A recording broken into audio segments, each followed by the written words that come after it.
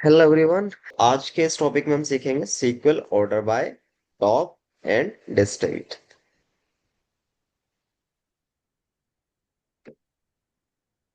Okay, till then let me connect the sequel.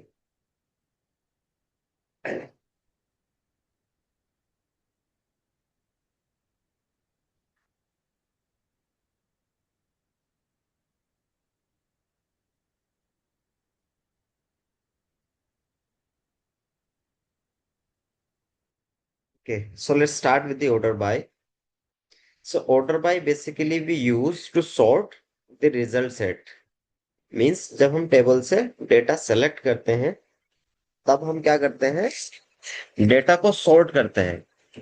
ठीक है, वो डेटा अब हमारे असेंडिंग ऑर्डर में हो सकता है, डिसेंडिंग में हो सकता है।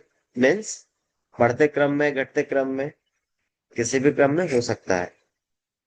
ठीक है, सोर्स डेटा इन असेंडिंग और डिसेंडिंग ऑर्डर। एंड जब हम डेटा सेलेक्ट करते हैं तब टेबल से जो डिफॉल्ट ऑर्डर होता है, मीन्स जो हमें डेटा गेट होता है डिफॉल्टली, उसका जो ऑर्डर होता है वो असेंडिंग होता है।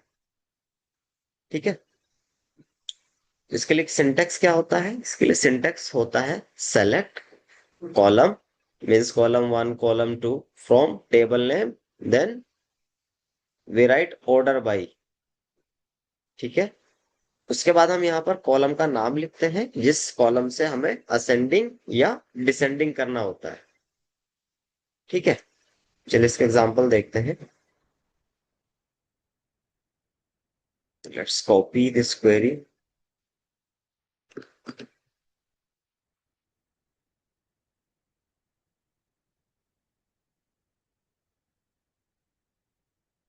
Select demo dB.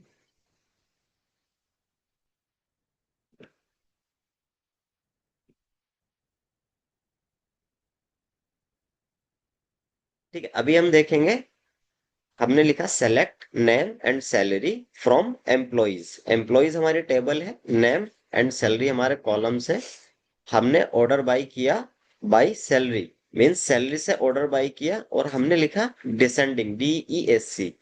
डिसेंडिंग के लिए हम लिखते हैं DESC। ठीक है, अब रिजल्ट में आप देखेंगे सबसे पहले 90,000, फिर 85,000, 80,000, 68,000। तो इस तरीके से ये डिसेंडिंग ऑर्डर में है। ठीक है, अगर हम डिसेंडिंग नहीं लिखते हैं या, ठीक है, और असेंडिंग भी नहीं लिखते हैं, तब आप देखेंगे ऑर्डर बाय सैलरी करेंगे तो by default it would be ascending order. Means ये बढ़ते क्रम में होगा। आप देखेंगे 30,000, 48, 55, 55, देन 60। ठीक है, इसको आप असेंडिंग ऑर्डर में सेलेक्ट करना है। जब आप मल्टीपल कॉलम से सेलेक्ट कर रहे होते हैं तब आपको असेंडिंग या डिसेंडिंग ऑर्डर में सेलेक्ट करना है। तो आप इस तरीके से ASC यूज करेंगे असेंडिंग के लिए। ठीक है, और डिसेंडिंग के लिए यूज करेंगे DESC। एग्जीक्यूट करेंगे। ठीक है, इसी तरीके से आप नाम से भी इसको कर सकते हैं। ठीक है, I have given name descending. ठीक है, अब आप देखेंगे सबसे पहले स्टार्ट हुआ S। सबसे पहला आपको वो नाम मिलेगा जो अल्फाबेट्स लास्ट से स्टार्ट हो रहा है। ठीक है, S, उसके बाद OMLJEDCA। ठीक है, आप असेंडिंग ऑर्डर से करेंगे तब आप देखेंगे सबसे पहले A, देन CDEJLMOS। मीन्स किसी भी कॉलम से आप असेंडिंग या डिसेंडिंग सॉर्ट कर सकते हैं। ठीक है, बाय यूजिंग ASC असेंडिंग और DESC डिसेंडिंग कीवर्ड के थ्रू। ठीक है, नेक्स्ट आता है ऑर्डर बाय मल्टीपल कॉलम्स। जब हमारे पास मल्टीपल कॉलम्स होते हैं तब हमें असेंडिंग और डिसेंडिंग दोनों करना होता है। तो हम किस तरीके से करते हैं? ठीक है, चलिए एग्जांपल देखते हैं।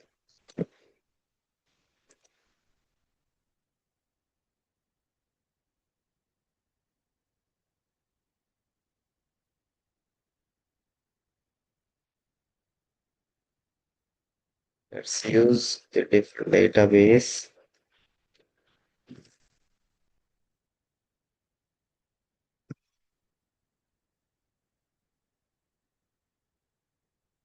ठीक है, अभी एम्प्लॉयज टेबल मैंने ओपन की है।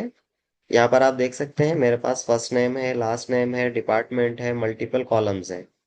ठीक है, नेम की जगह पर मैं यूज करता हूँ फर्स्ट नेम।